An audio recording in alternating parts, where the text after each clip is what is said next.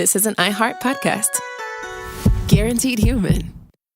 Work can be a little weird. Cringy training seminars, coworkers who won't stop talking about their plant, forgetting the mute button at an inopportune moment. We have to deal with a lot on any given workday. Sometimes it can feel hard to thrive and move forward in your career. Well, that's where LinkedIn comes in. LinkedIn helps you get ideas and insights from experts in your field, connect with people professionally, grow your network, and access tools designed to help you find the right fit for your next role. Whether you're just getting started, figuring out your next move, or looking to accelerate your career, LinkedIn is built to support you at every stage because LinkedIn is the network that works for you. Visit linkedin.com/knowstuff to learn more.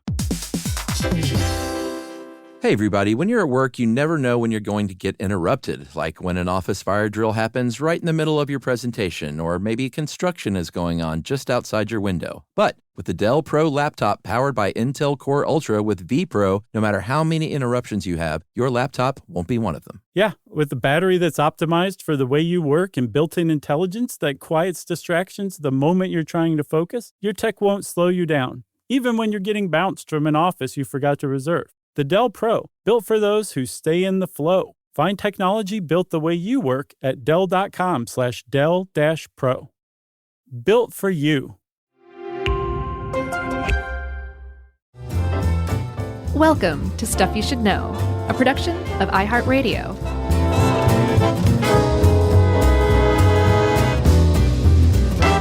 Hey, and welcome to the podcast. I'm Josh Clark, and there's Charles W. Chuck Bryan over there, and this is Stuff You Should Know, the man edition.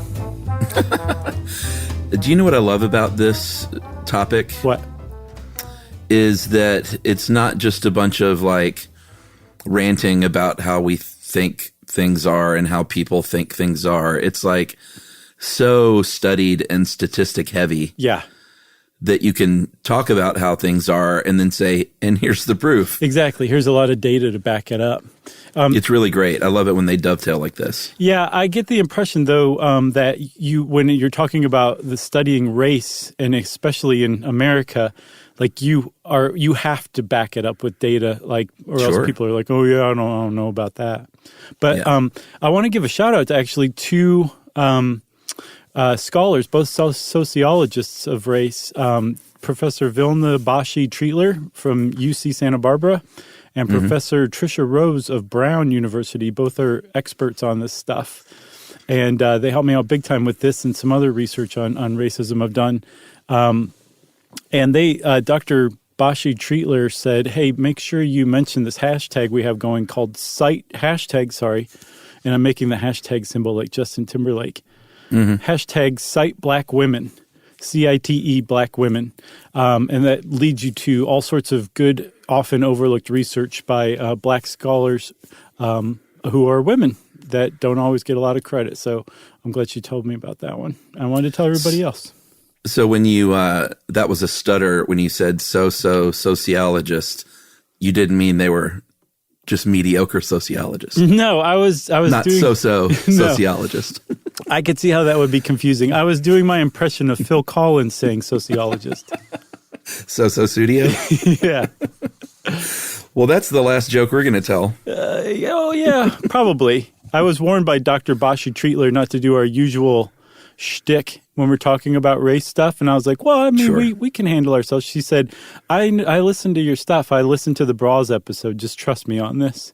I was like, all right. So then that means the housing discrimination episode officially starts now. That's right. So that's what we're talking about, dude. Housing discrimination. And in the United States, there is a very long history of housing discrimination. And you might say, like, well, that really sucks. That sucks that people have trouble buying a home, or maybe they get less favorable terms on their loans just because of their race. And that does suck. That's absolutely true. But it's even worse than that, because in the United States, one of the biggest ways of growing wealth intergenerationally, like over the course of generations within a single family, is through a house. Yeah, I mean, it's sometimes people don't have a ton of money to invest in the stock market. Some people think the stock market is not something to trust. But one thing that has always been fairly reliable in this country save for a few moments in history, is real estate. And the idea that if you scrap up and save enough money for a down payment for a home, that house will eventually be worth quite a bit more years later. Yep. And you can sell it and use that extra windfall of cash to invest in the stock market or to pass down to your kids so they can then get in the housing market sooner than they might have. Right. And then it just becomes a cycle where it just builds wealth. Yeah, like the average family in America has most of their net worth tied up in their house. And then, when it comes time to sell it and the house is paid off, that's a lot of money.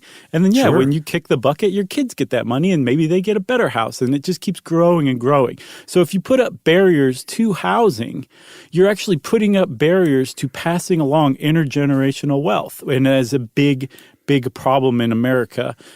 Still today, I saw a study from, I think, Brookings that found that the median, 2020 Brookings study said that the median net worth of a white family in America is $171,000. The median net worth of a black family in America is $17,150, about a tenth of what the median is for white people. And that is largely because of housing discrimination and the history of housing discrimination in this country. Yeah. And as far as history goes, it started with literal racist laws where they said if you're a black person or a black family, you cannot live here. That went on for a while, and then those laws were sort of altered to the Jim Crow separate but equal era where they said, you know what, we'll say things are better, but it's really the same effect in the end. And then they got rid of those laws and said, all right, now we've really passed some meaningful legislation, and now we can just racially discriminate on the down low in very creative ways. Yeah, that's basically the pattern that it's followed.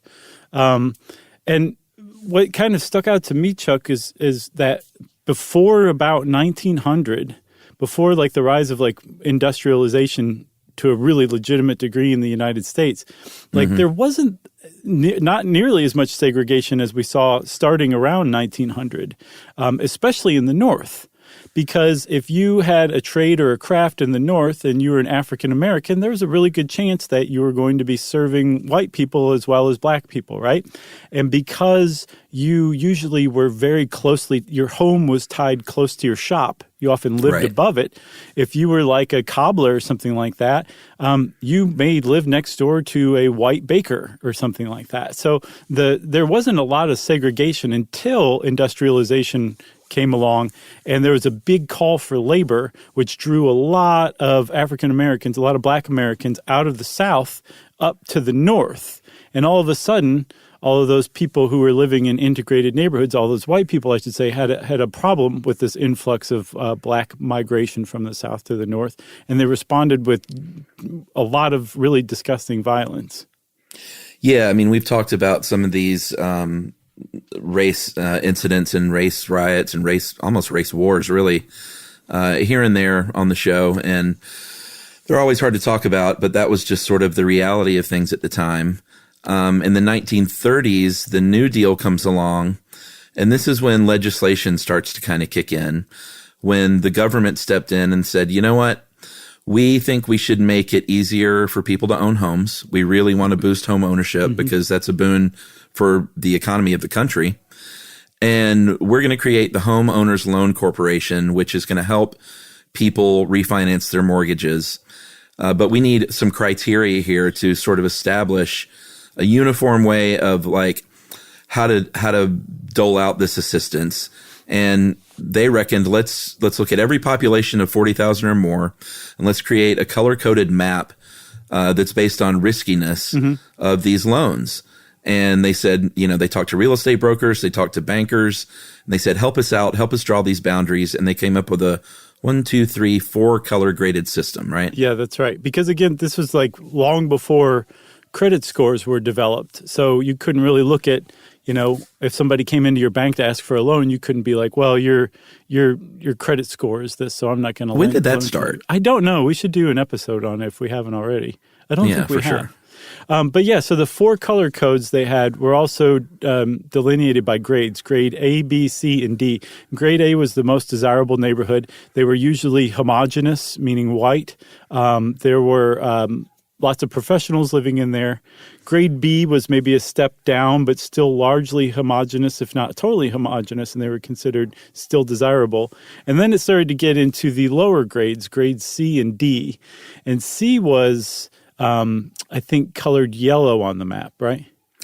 Yeah, the first 2 were green and blue, and then grade C was rated as declining and colored yellow. And that sort of, in fact, I think it even said infiltration of a lower grade population in the document, which you don't have to be a genius to figure out what they were saying there. It means people of color were moving in.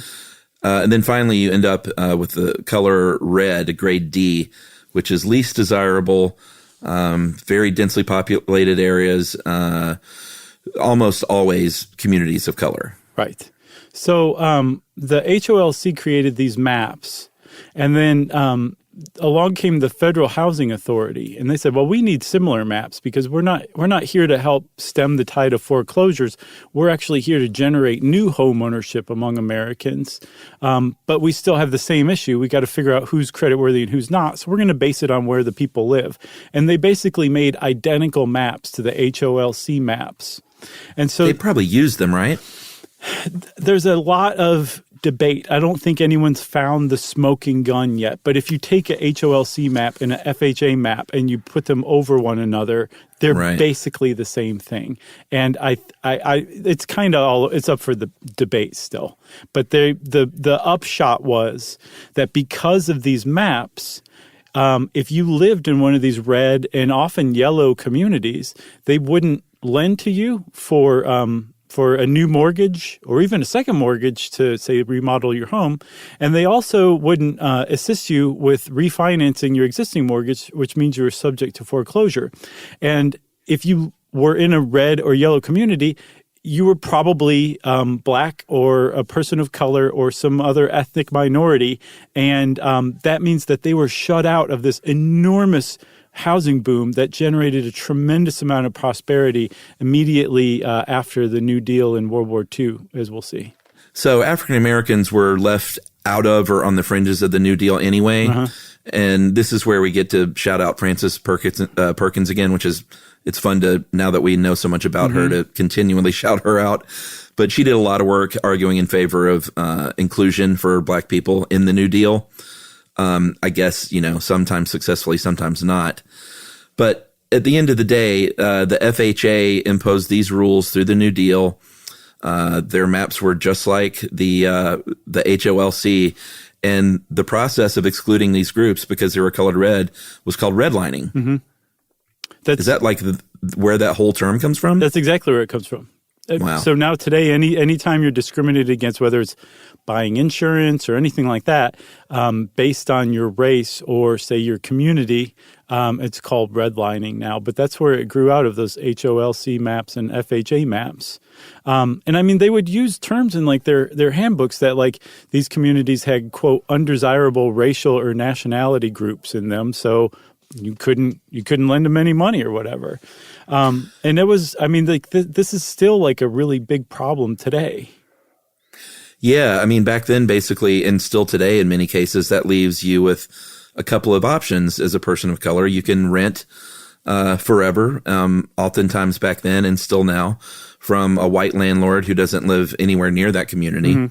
Not always, but usually. Or just pay for the home in cash, which is a stretch for anybody. It's tough to do unless you're like wealthy. And there were, I have to say, there were Black-owned banks, but there was 9 Black-owned banks in the entire United States in the 30s. So that is a place where you could turn to if you were lucky enough to have one in your area, but that was not a solution to the general population for Black Americans. Yeah, and like you said, it also affected their ability to get second mortgages to do home improvements or to like expand on their house and upgrade it, remodel it. So that means that the properties are going to deteriorate and decline over the years. Yeah. And it's part of that systemic racist cycle that is just prevalent. Yeah, because still today, eventually over time, people from the outside looking in say, look, Black people can't even take care of their communities. Look at how their houses are. Just as a result of this. That is definitely like the definition of systemic racism for sure. It's just baked into the structures. If you hear dogs barking, my dogs are upstairs and they're just very excited about this topic. Yeah, exactly. And I don't know what's going on up there, but they're not going to shut up. So I say we press on. We'll press on. Should we take a break then press on? We're going to press on like some Lee nails right after a break. How about that? All right. Sounds good.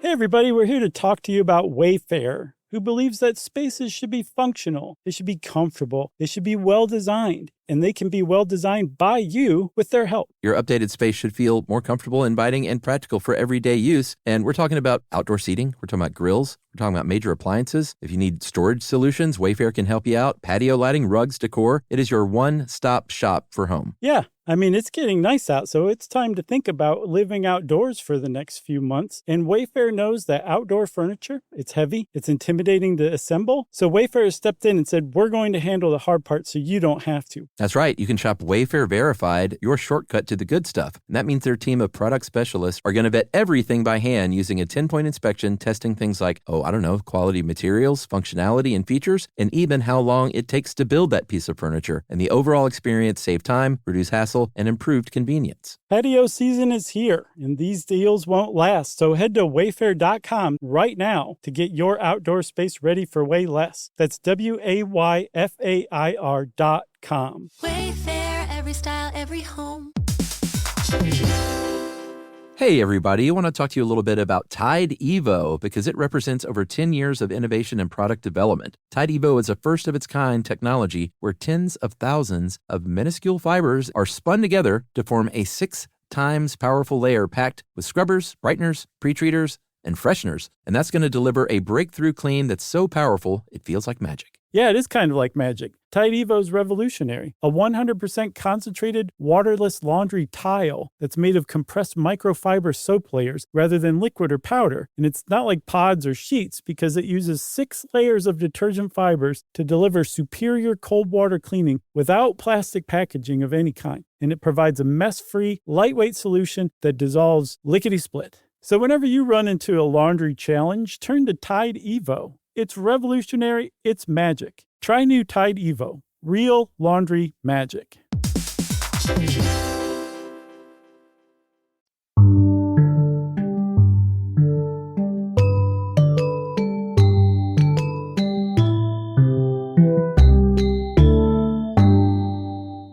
All right, we're back, and look, these things look amazing on me. Yeah, they're very nice. There's a little bit of cuticle showing. I didn't put them right up against it, but it's passable. Well, I think if you paint them just right, that's not so noticeable. Right. Fill-ins, that's what I need. I need to get some fill-ins. So, back to the topic at hand. That's right. Joking's over. Yep. So here's the deal. There's, like you said, a lot of debate of whether or not, or I don't think we said this part, whether or not the lenders actually use these maps. Because these were government maps from government programs. It's not like they said, here, banks, have these and use these. But if you look at the statistics, it seems like they probably got their hands on some of these maps. It does. And also, don't forget, the government figured out, how to draw these maps for every city over 40,000 people from the lenders, from the banks, right, from the realtors. So it was there anyway. Yeah, so they knew this anyway. But now the government has basically said, it is okay to do this. Right. And so yeah, if you look at the outcome of this redlining, these redline maps, it's really hard to say, no, this didn't happen. Like, this definitely didn't make it out of government hands. Like, for There's example, a lot of great stats here. Just great. Let's trade off.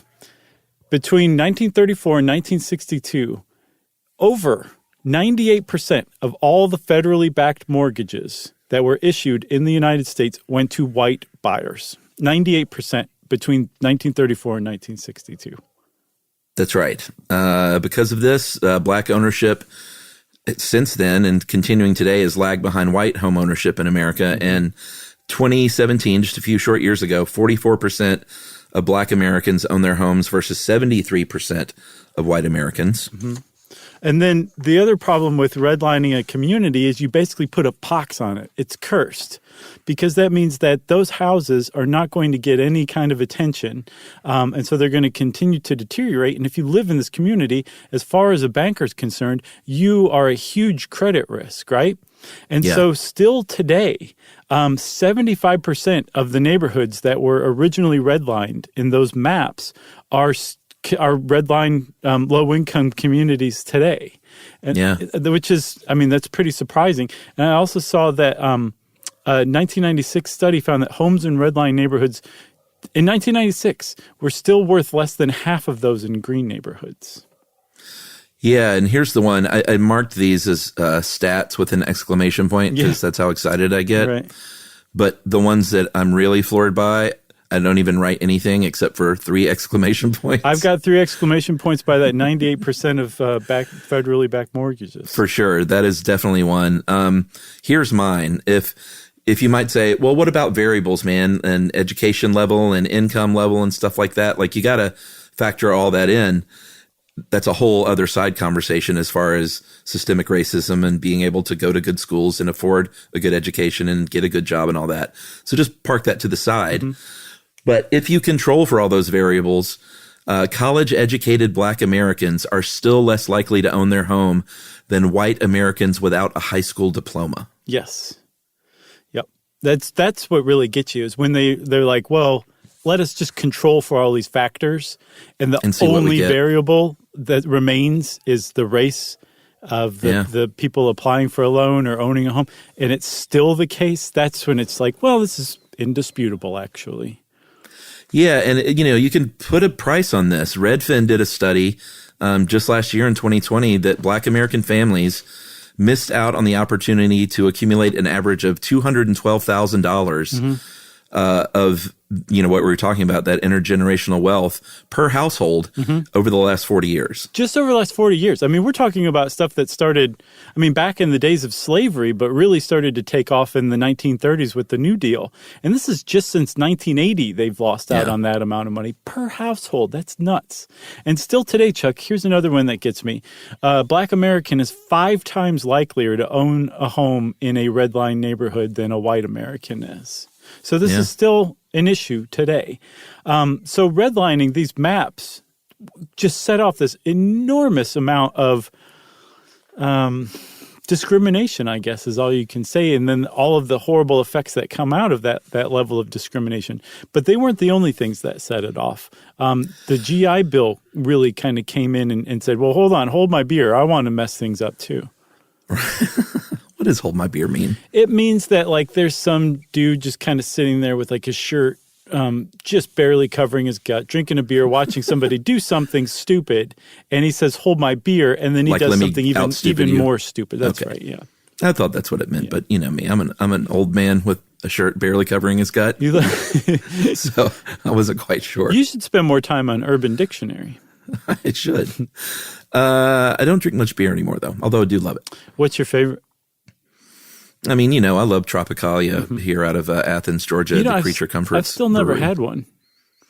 Well, you should come over. I have a kegerator now on my deck. Oh, my God. I'm serving it up. But I don't know why I got it. I got it for friends because I don't drink a ton of beer. And then the pandemic happened, and now I've just got a half keg of beer sitting there. Got to finish it. All right. So, the GI Bill, this, in theory, the GI Bill is a great thing and it has done a lot of good. But in this case, it did block access to home ownership among Black Americans because they would come home from World War II. The GI Bill is passed. Banks are handing out mortgages to veterans, and they were actually allowed to discriminate based on race. Yes. It's shocking. Yeah. Well, whenever you see that kind of thing, you're like, this doesn't jibe with what I understand. Just look to the Dixiecrats, the segregationists of the South, who were a very powerful voting bloc during the Jim Crow era. And they were to appease them and get them to vote for something like a New Deal program or to not do everything they could to block it, you had to say, okay, well, we'll make sure that blacks are excluded from this, that the Black Americans won't have access to this amazing program.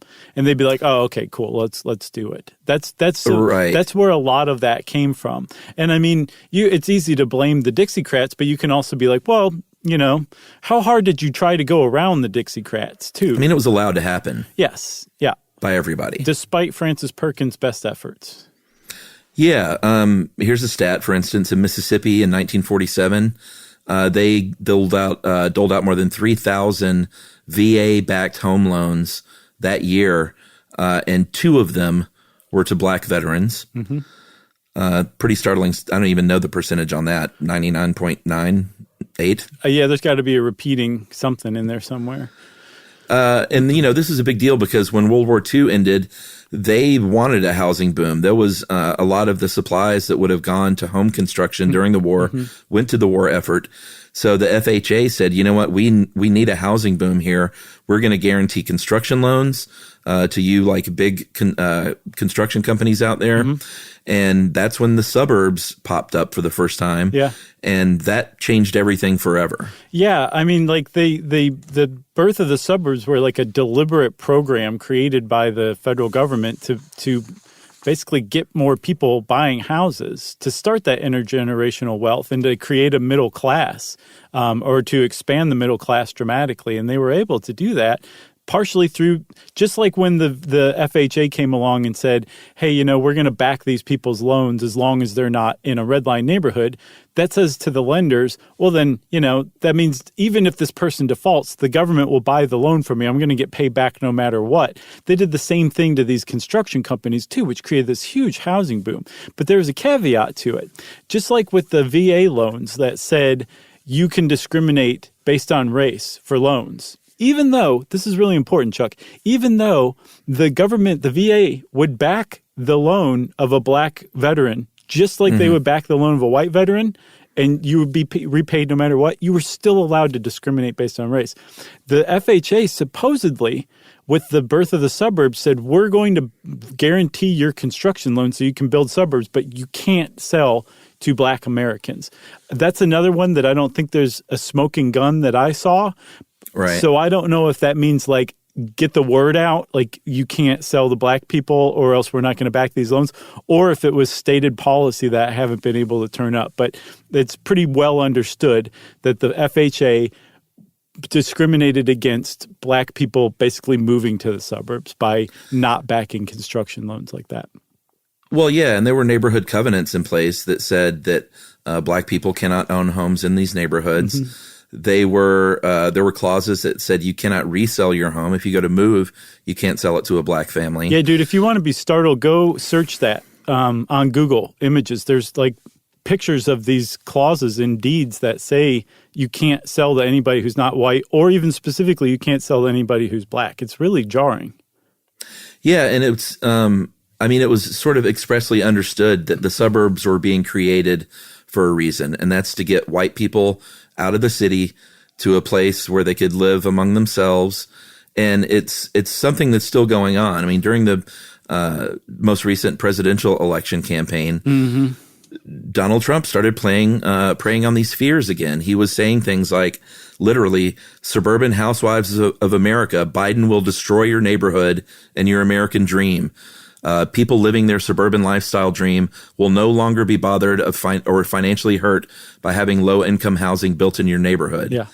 And these are literal quotes, and it's just he's trying to garner a certain kind of vote, to be sure. But we'll get to other stuff. I mean, Trump has a long history in his family with he and his father of housing discrimination. But the end result of all this is white people, people call it white flight. They left the cities, moved to the suburbs. People that were in the city still, these African-American families in these yellow and red line communities, were sort of stuck there. So the government steps in to build affordable housing, which at first were racially integrated. There were black people and white people. But then even the lower income white people fled for the suburbs. Yeah, because wages rose. Yeah, and they left cities and urban communities almost entirely black. So proportionately speaking, there was a tremendous drain of white people from the cities. I'm sure it was different on a city-to-city basis. As a matter of fact, I know it was. You can't put a whole blanket of history over every square inch of the United States. So different cities had different experiences.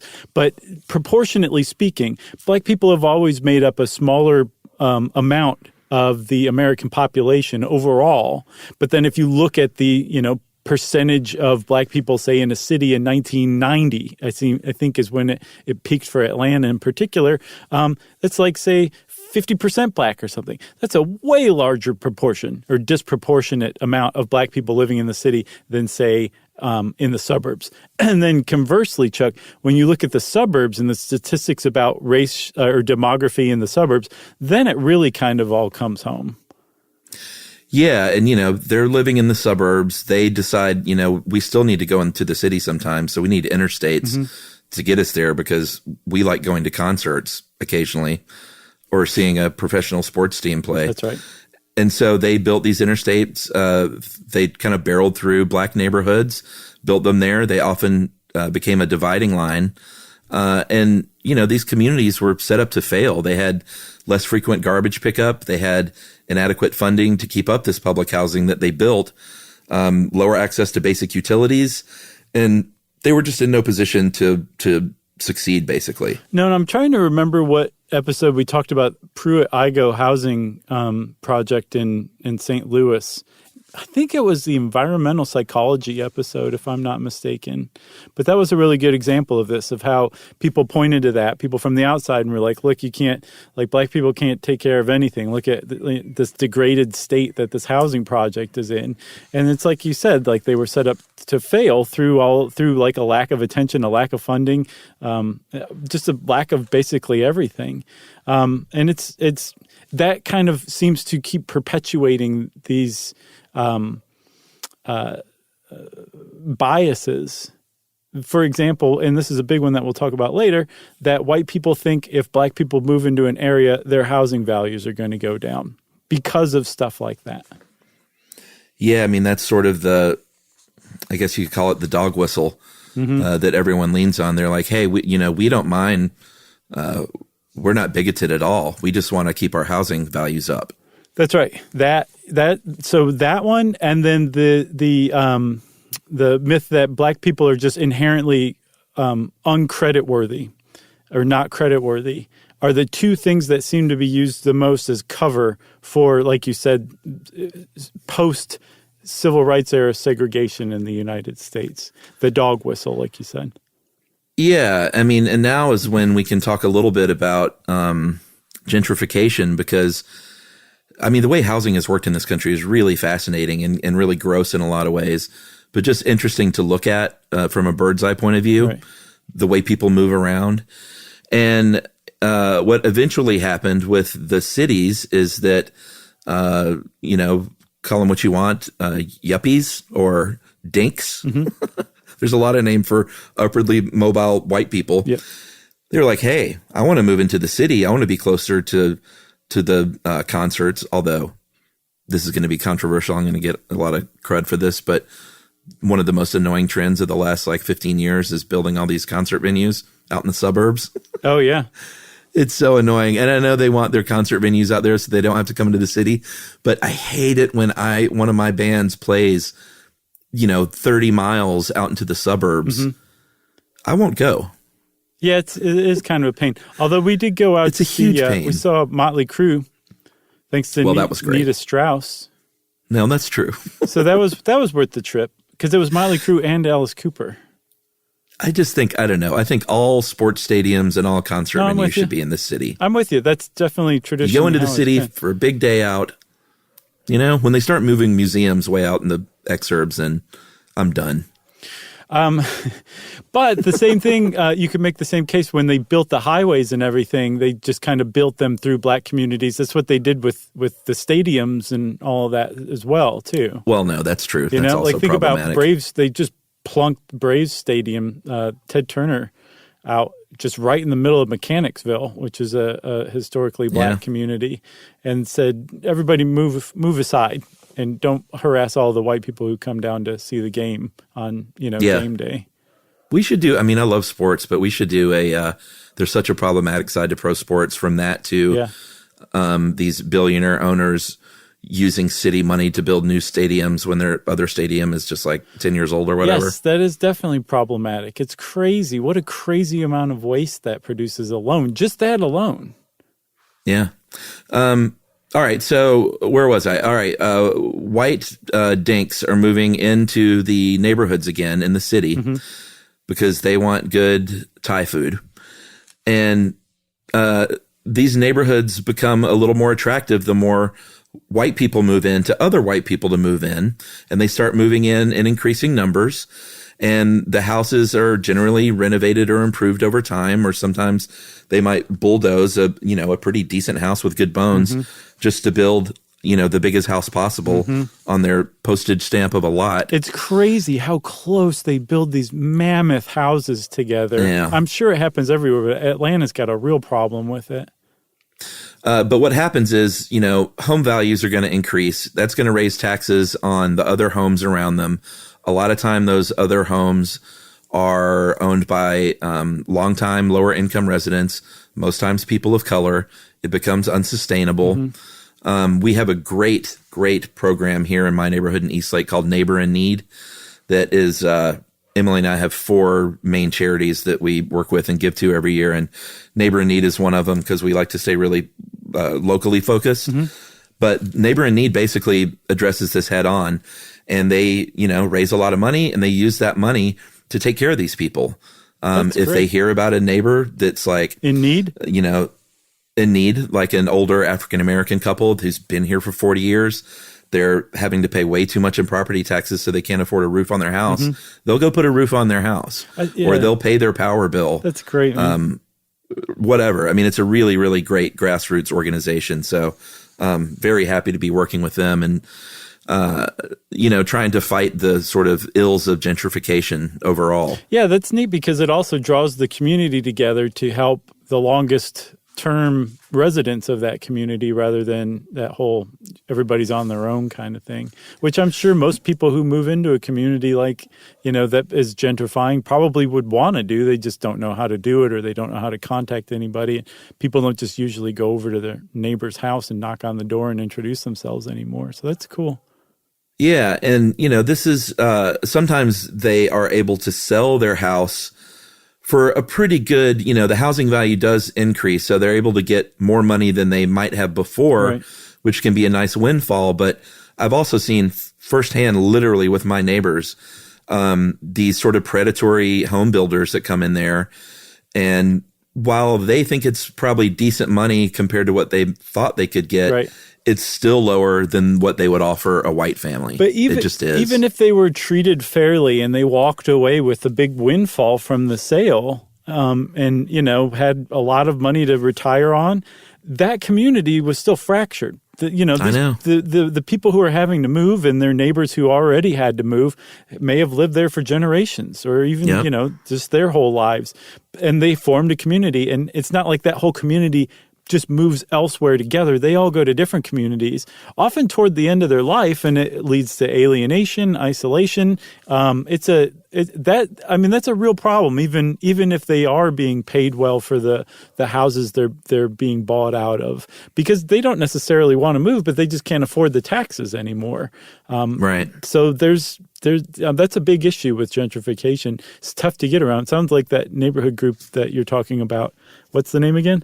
Neighbor in Need. That they figured out a way around it. Do you know what there needs to be, dude? Is and this is Chuck 2022 stuff. Okay. I think if you live in a house long enough, you shouldn't have to pay property tax anymore. Yeah, I think there are some. have it be a lot. Maybe it's like 20 years or something, but that would solve a lot of this problem. There is zero reason why some elderly African-American couple that's been in a home for 40 years needs to be paying taxes at all on that house, much less these jacked up rates. Right. Yeah, no, I think that's totally true. I think there's if it's not law, there's a proposal in Georgia to do that once you're 65 or something like that, maybe. I'm mad about property tax anyway, just because I don't know. We pay so much in taxes, then you finally scrape up enough to buy a place that's your own. Mm-hmm. And the government's then like, well, you're going to have to pay tax on that too. Right. No, I know. It seems unfair. Also, you shouldn't have to pay full price for coffee anywhere once you reach 65 or older. Yeah, agreed. Especially after 3 p.m. All right. Well, should we take a break and then talk about the Fair Housing Act, which solved everything? It totally did. It's all great now. All right. We'll be right back after this.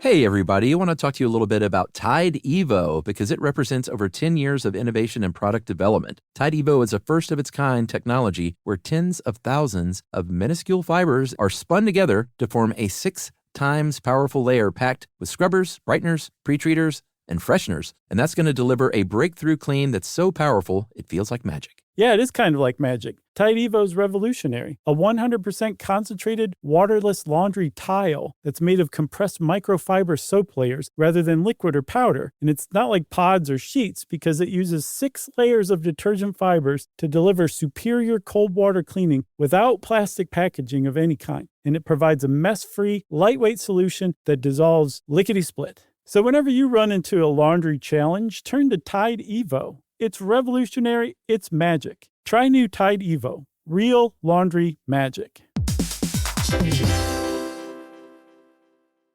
Introducing the all-new Mazda CX-5, featuring more connection. Hey Google, where's the nearest Pilates class? Safety that has your back. More discovery on the scenic routes. More passion in the details. And more control in changing weather. The all-new Mazda CX-5. More to move every side of you. See it in 5 films at MazdaUSA.com/5sides. Google is a trademark of Google LLC. Sequences shortened and simulated.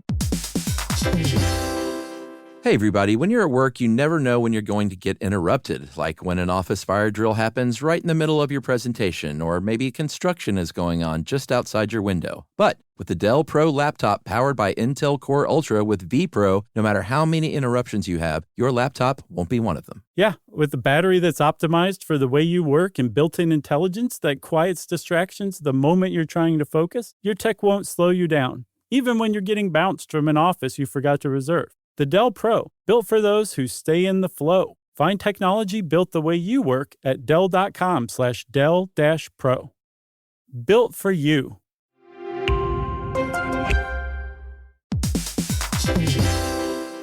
We've all had the experience of calling a business and just wanting to talk to a real person. Not an automated voice pretending to be human, an actual person who can listen and understand and offer help. That's exactly what you can do with Ruby. Ruby is the virtual receptionist company that takes care of your callers when you're unavailable in the middle of something or simply don't want to pick up. That's right. They can answer, screen, transfer calls. They can take messages, collect payments, book appointments, and more, all while making the people you serve feel special. And best of all, it can help you be more productive. For example, 9 out of 10 lawyers who use Ruby log more billable hours per day than the national average. And other professionals like plumbers and technicians win more customers while being able to stay focused on the job. But whatever kind of small business you run, Ruby is built to save you time, earn you more customers or clients, and make meaningful connections with the people you serve. It's available 24/7, 365 days a year, and 100% based in the U.S. See why more than 15,000 small businesses use Ruby.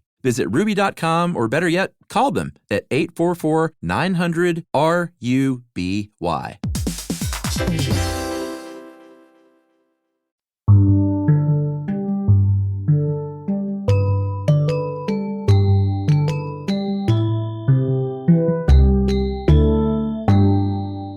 All right. Spoiler, so, we ruin things.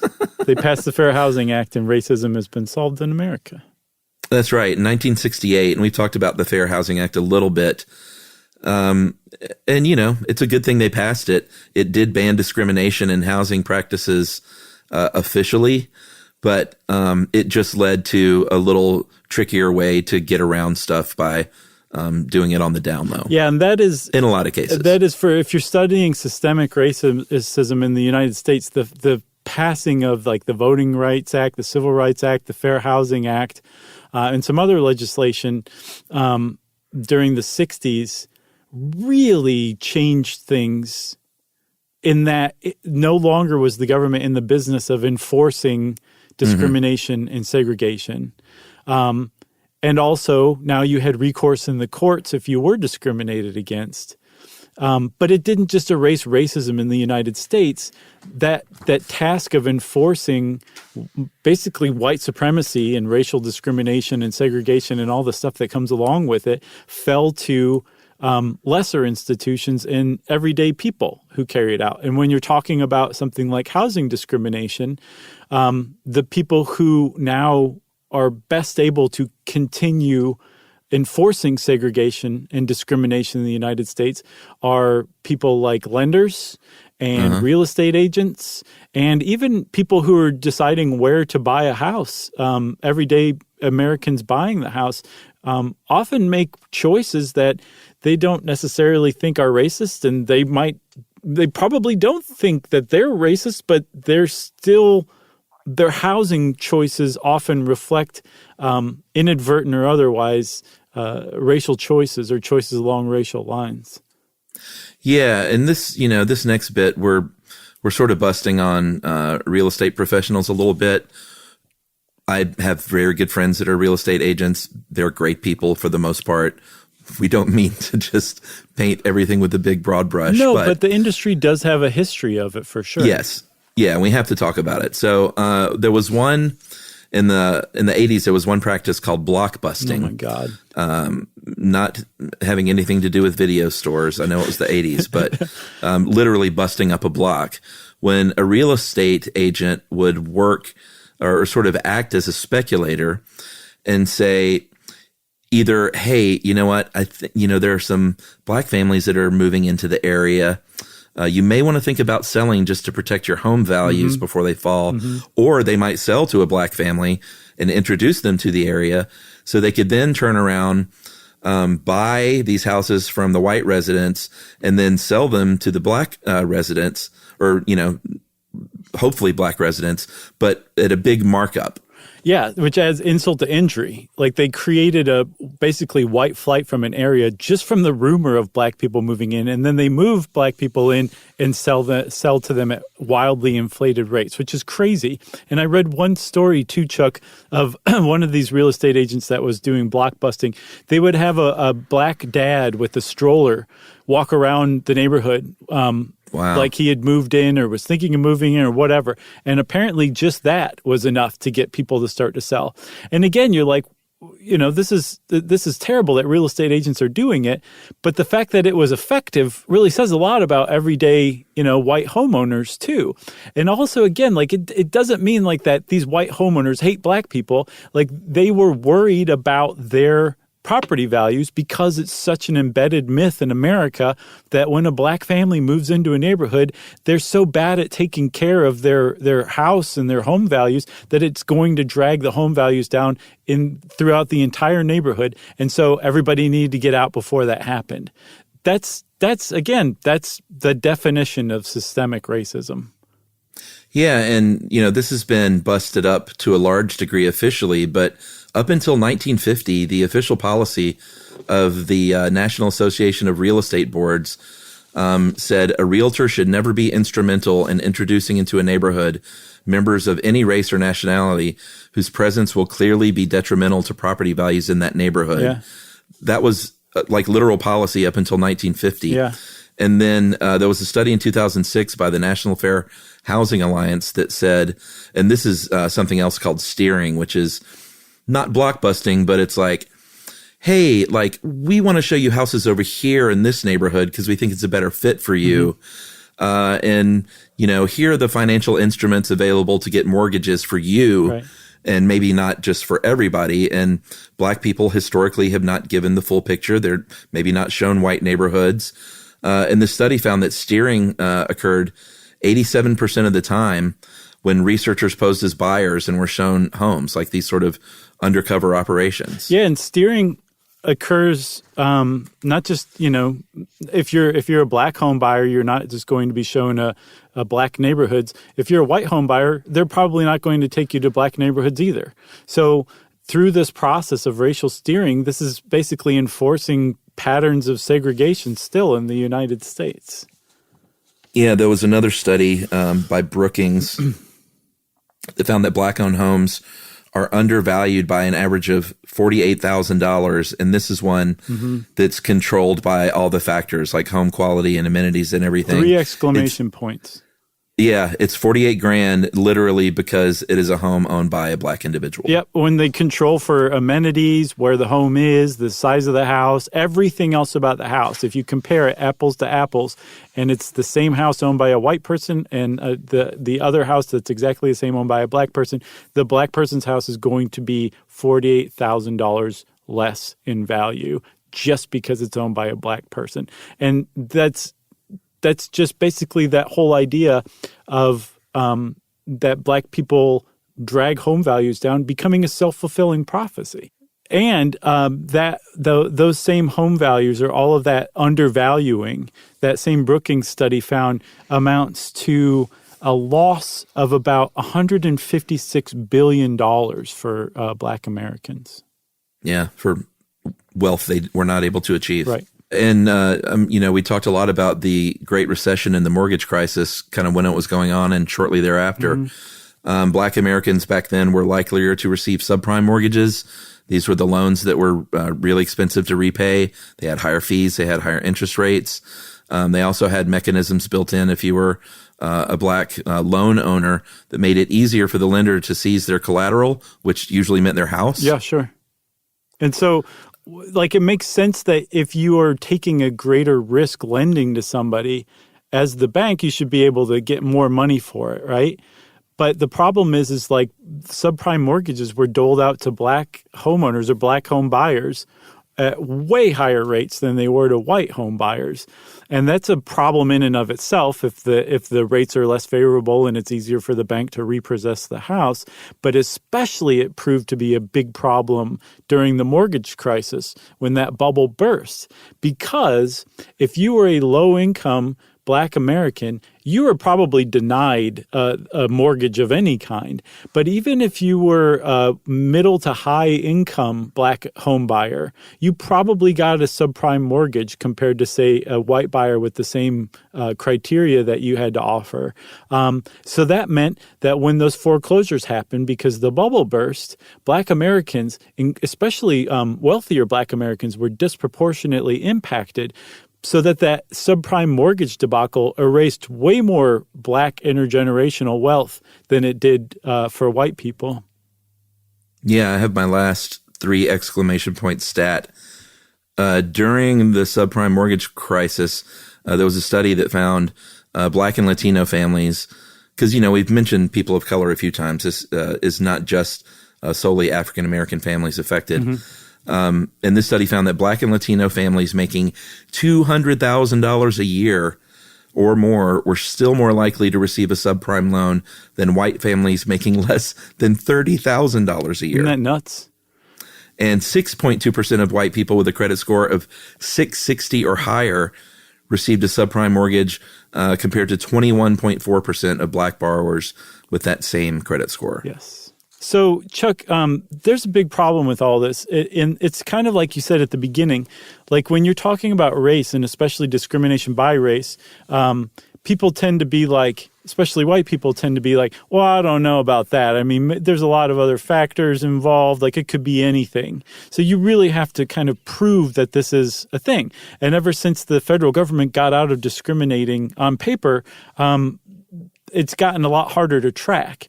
So back in the 70s, the Department of Housing and Urban Development, they have an Office of Research and Policy. They came up with a way of testing this to control for as many variables as possible and just see if it's just race that is being discriminated against. And it's called paired testing. It's actually pretty clever from what I understand. Yeah, that's when you get 2 equally qualified candidates to apply for a home loan or to go to a real estate agent and look at apartments or houses or whatever.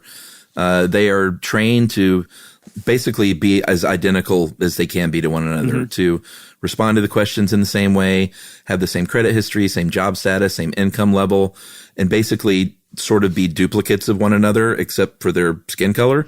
Yeah. They're not working together, so they don't even know, like there's no bias there even because they're not like paired together. Right. They're not like, oh, they got you, I'm going to try this with them. Like they don't meet one another. They don't interact with one another. They're just doing their thing, and they're just trained to do it exactly the same way. The only distinction between them is their race.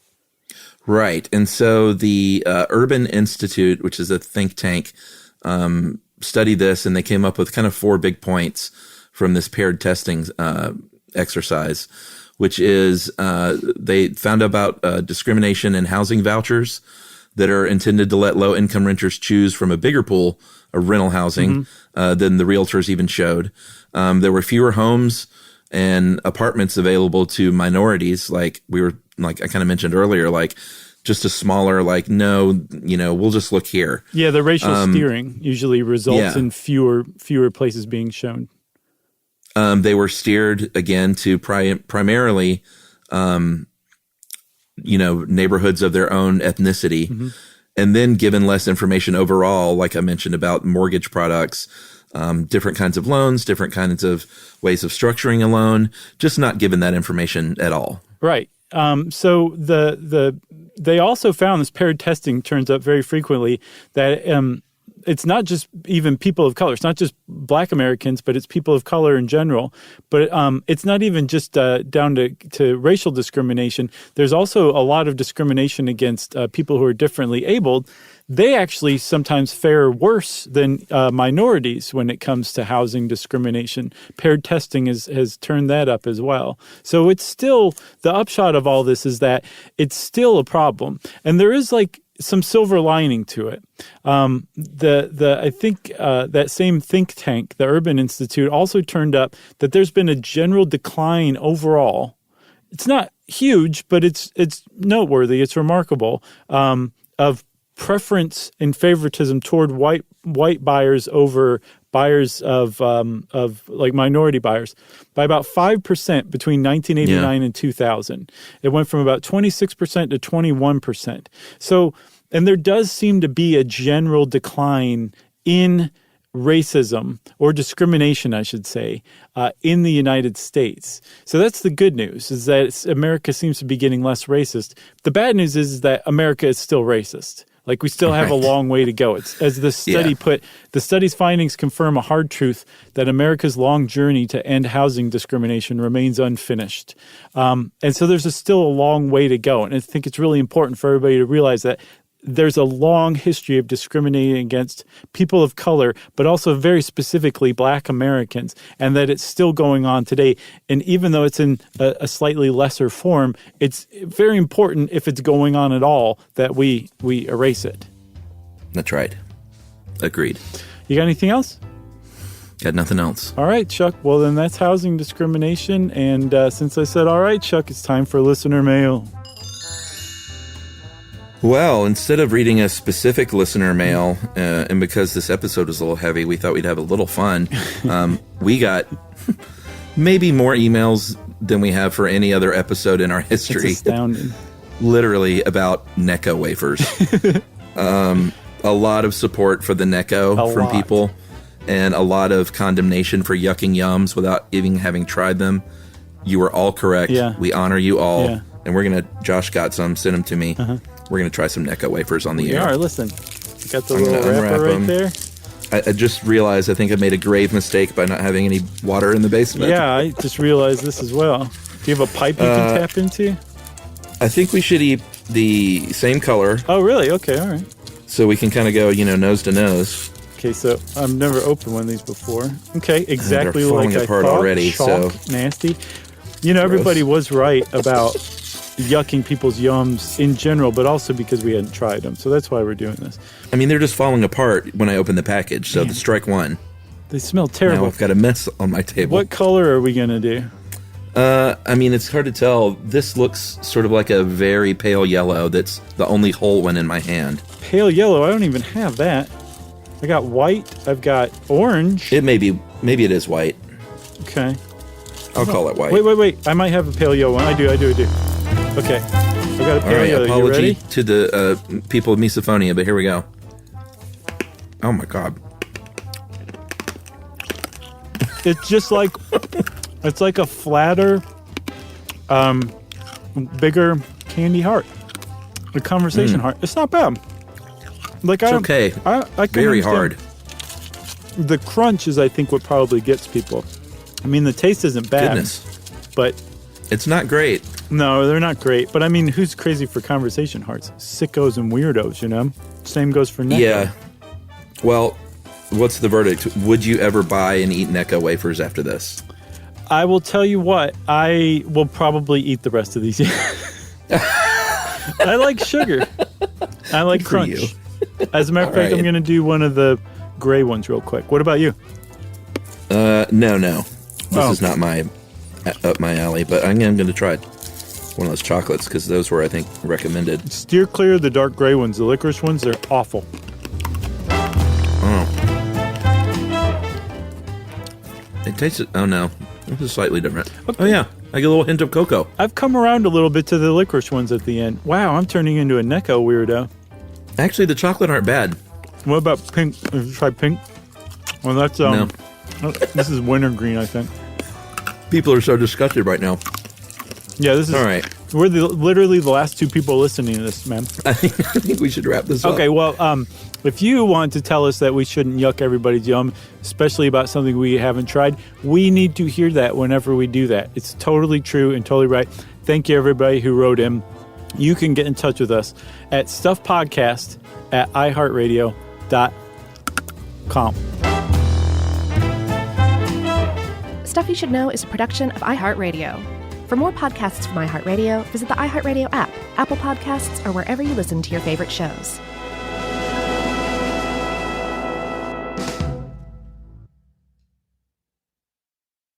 You know, you could be adored by everyone and still completely ignored by your cat. Trust me, I know. But if you feed your cat Sheba, you can go from being ignored to truly adored in 12 days guaranteed or your money back. Sheba has a full menu of products, appetizers, entrees, treats, even a kitten's menu. It's so cute, so Sheba has a product for even the pickiest eater. Like Sheba Puree, it's made with bone broth, they are chef-inspired flavors, it's got a smooth and creamy texture that cats love, and contains no corn, wheat, soy, or artificial flavors. It's food that your cat's gonna love. To learn more, check out Sheba.com. That's SHEBA.com. Stuff at Sea is a 5-night, adults-only sailing trip that brings the Stuff Podcast universe to life on board. This voyage is a culture-soaked escape where pink sand paradise meets curious minds. Sailing round trip from New York City to Bermuda on October 2nd to 7th, 2026, this voyage drops you straight into the iHeart Podcast Stuff universe. On top of the adults-only experience you already love, you'll get live podcast episode recordings, behind-the-scenes sessions, themed activations, and more unmissable onboard moments. Learn more at virginvoyages.com/stuff.